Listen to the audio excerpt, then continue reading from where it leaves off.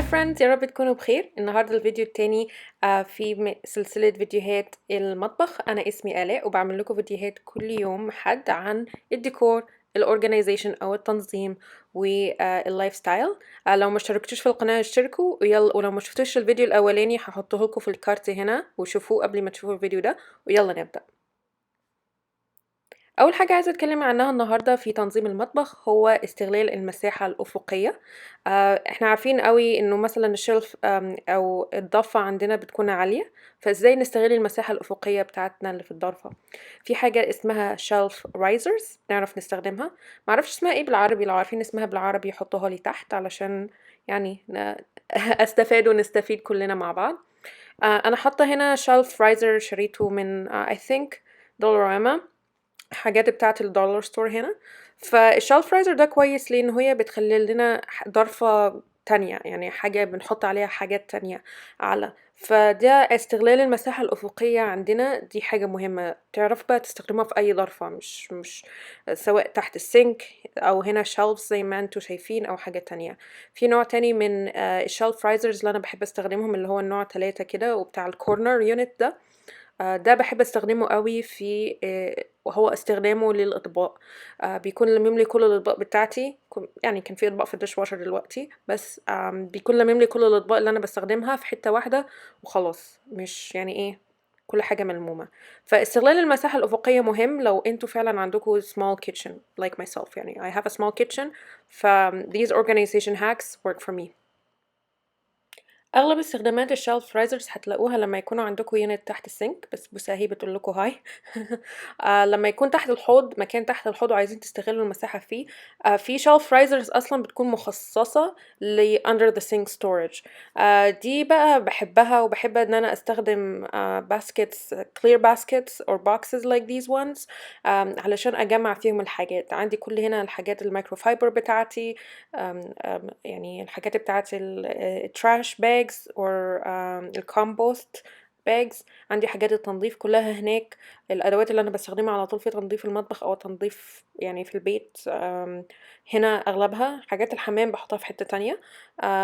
وحاجة تانية بحب استخدمها برضو لو انتوا مش عندكم مساحة، حاجات ممكن تعلقوها على الباب، باب الضرفة. يعني في this example الحاجة اللي أنا معلقاها على باب الضرفة اللي هي التاول holder. في حاجات بقى تقدروا تعلقوها من بره الباب أو من جوه الباب. هحط لكم صور علشان يعني ايه نشوفها مع بعض. تقدروا تحطوا اي حاجة على الباب وبقى تخزنوا فيه. انا عن نفسي بحط التاول بتاعتي اللي انا بنشف فيها الديشز او اللي بنشف فيها ايدي جنب السينك، لان انا مش عندي مكان احطها فيه جنب السينك، فجبت دي من دولراما وبستخدمها as well علشان احط عليها التاول. بتبقى مفيدة برضو لو في بعض الناس بيحطوها من جوه، بس انا بحب احطها من بره عشان سهلة ان انا اجيبها واستخدمها على طول. الحاجة التانية برضو باستغلال المساحة الأفقية، فيها حاجة كده برضو اللي هي كأنها ميني شيلفز كده or mini steps. أنا عندي حاجة 3 ليها 3 tiers، ليها 3 steps كده بستخدمها للسبايسز. ودي مش كل السبايسز اللي عندي. أنا بحب السبايسز جدا، فدي بستخدمها للصوصز والسبايسز اللي عندي. حاجة برضو اللي بستخدمها استغلال المساحة الأفقية. قبل ما أشارككم فيها حبيت أوريكم إن أنا تيب اتعلمتها، إنكم لو عندكم حاجة فيها أغطية ومش عارفين تحطيها فوق بعض حطوا الأغطية تحتها. فحاجة بستخدمها لاستغلال المساحة الأفقية اللي هي الحاجة دي كده، أنا حطيت لكم صورها في الفيديو اللي فات، بس بستخدمها للبانز للصواني. دي حلوة إن أنا بس بحطها كده وبشيلها كل شوية. زي ما انتوا شايفين ايد الصينية او بتبقى ناحيتي، فاقدر اشيلها بطريقة سهلة. فحاطة الحاجة فوق بعضها. تقدروا تعملوا دي ومني يعني ايه حاطينها جنب بعضها منيمينها. وبرضو تحت حاطة لاستغلال المساحة الأفقية تحت في نفس الكابينة، يعني ايه حاطة الحاجة فوق بعضها. بحط الحاجة بالغطا بتاعها والايد بتاعتها برا علشان اعرف اجيبها بسرعة. فدي الحاجات اللي انا يعني اللي ورا دي الحاجات اللي مش بستخدمها على طول. الوok اللي بستخدمها على طول اللي هي الكبيرة دي الأكل الصيني لأن احنا بنحبه، يعني ايه وبناكل أكل صيني على طول، فبعمله على طول في البيت. نصيحة رقم 2 وهي استخدام البوكسز عشان تجمعوا الحاجات اللي هي نفس الحاجة، وكمان استخدموا بوكسز تعرفوا تحطوها جنب بعض أو فوق بعض كمان. هنا طبعا أنا عاملة حاجة وود كده للحاجات بتاعة الشاي اللي عندي اللي أنا بستخدمها أو بشربها على طول. في الكليب اللي بعد ده عندي مستخدمة باسكت واير شوية لحاجة كده للبوب كورن للفشار، احنا بنحب الفشار قوي. وبرضه ممكن تستخدموا الحاجة اللي بقى كل الناس اغلبا بيستخدموها اللي هي الكلير. بس حبيت اوريكم انكم مش لازم تشتروا حاجة. يعني العلبة دي كانت علبة حلاوة استخدمتها وحطيت حاجات بتاعة البيكنج بتاعتي او بتاعة الخبز بتاعتي. ودي الحاجة الكلير اللي انا بحط فيها يعني زيبس وزيب لوكس وحاجات من دي. برضه لو انتوا عايزين حاجة شكلها يكون حلوة ممكن تستخدموا الكونتينرز دي clear containers او مش يعني او يعني ملونة. انا بحب اجيب الازاز. لو عايزين تجيبوا الحاجه زي دي قيسوا الكابينه بتاعتكم وقيسوا ازاي او الكونتينر اللي انتوا جايبينها. وبنصحكم انكم لو هتجيبوا حاجه باحجام مختلفه اعملوا يعني ايه ميك شور يعني ان هي تعرفوا تحطوها فوق بعض you can stack it. مش عايزين تجيبوا حاجه شكلها غريب ومش عارفين تحطوها فوق بعض. فانا لما بجيب سلندر يعني حاجه اسطوانيه كده اعرف احطها فوق بعض بتكون سهله في الكابينه وبيكون شكلها حلو. تيب رقم 3 وحاجة أنا بستخدمها على طول هي الكوماند هوكس. بحبهم علشان أعرف أعلق عليهم حاجات.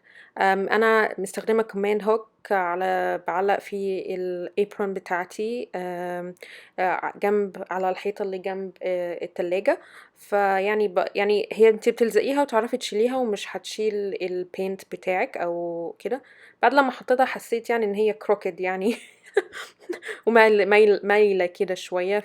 برضه استخدمت الكومان هوكس وانا عايزة اعلق الميتنز او الحاجة بتاعة الحاجات السخنة. برضه مش عارفة اسمها ايه بالعربي قولوا لي اسمها بالعربي. العربي عندي بايظ يا جدعان شكله. فبحطه في الكابينة كده على ايدي اليمين اللي هي اللي جنب الفرن. فيعني بحط كل ميتن حاجة ومعلقاهم عشان اعرف اجيبهم. فكرت احطهم على الحيطة او يعني اللي جنب الفرن بس المشكلة ان هي هتكون باينة من كل حتة. وانا قصدي ان انا مش هوريكم المطبخ قوي لانه هوريكم المطبخ وازاي نعمله ستايلينج في الفيديو اللي جاي. بس يعني ايه قلت احطه على تحت كده شوية علشان يعني ايه حتى يكون شكله يعني مقبول نوعا ما او يعني ايه مستخبي نوعا ما. حاجة باحب أعملها أوي في small kitchen ومفيدة أوي إن هي استغلال المساحة الميتة أو dead space. هي المساحة اللي انتم مش عارفين تعملوا فيها ايه يعني هنا في عندي مساحة جنب الحيطة التلاجة مش كنت عارفة أعمل فيها ايه فقلت استغلها إن أنا أحفظ فيها الحاجة. فجبت شلف اللي هو عريض كده شوية وصغير يعني العرض بتاعه اللي هو depth بتاعه كبير فممكن يخش ويطلع. وفي نفس الوقت يعني ايه صغنن يعني يعني ايه بينفع يدخل في المساحة الصغيرة دي. طبعا يعني ايه احنا قسنا كل حاجة عشان نعرف نجيب الحاجات دي. انا عندي شلف من دول هنا وعندي شلف زيه تاني في اوضة الغسيل. فمفيدين وبيلموا كل حاجة. فالحاجات دي اللي انا بستخدمها في المطبخ يا ريت يكون الفيديو عجبكم. الفيديو اللي جاي هيكون على ازاي نعمل ستايلينج للمطبخ وازاي نعمل حبة حاجات كده يعني يخلي المطبخ شكله رايق وشكله حلو والكاونتر سبيس علشان يعني يكون شيك كده. زي ما انتوا شايفين انا مورياكم دلوقتي صينية انا عاملاها بنفسي. هوريكم في الفيديو اللي جاي ازاي نعملها. اتكلمنا على فايدة الصواني والتريز في الديكور. هحطلكوا الفيديو اللي انا اتكلمت فيه على الصواني. ولو عجبكم الفيديو ما تنسوش تعملوا اشتراك واعملوا لايك واعملوا كومنت وفعلوا الجرس ونشوفكم في الفيديو اللي جاي. مع السلامة.